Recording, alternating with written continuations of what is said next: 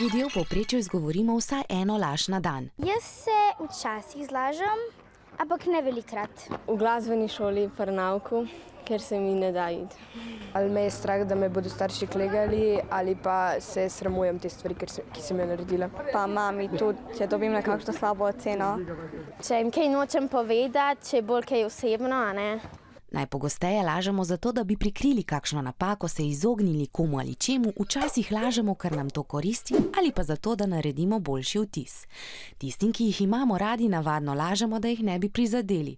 Tako kot na 1. april pa včasih lažemo tudi, da bi nasmejali sebe ali druge. Zadrgo imaš odpeto. Pogledal si. Največ laži izrečejo najstniki stari od 13 do 17 let.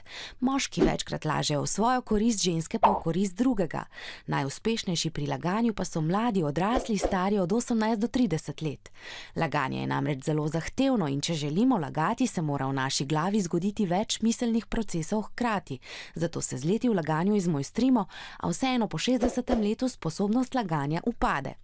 Sicer kroži veliko mitov o tem, kako prepoznati človeka, ki laže.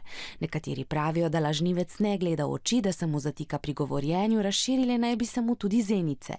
A resnica je, da ostržkov nos ali nekakšen znak, po katerem bi lahko ugotovili, kdaj kdo laže, ne obstaja. Vse to, kar smo našteli, namreč počnemo tudi, ko govorimo resnico, pa smo morda samo vznemirjeni.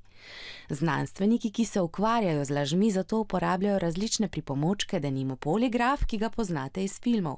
Ampak tudi ta metoda ni popolnoma zanesljiva. Ljudje sicer mislimo, da znamo dobro odkrivati laži, a v resnici jih prepoznamo le približno polovico, kar je zelo podobno, kot če bi ugibali.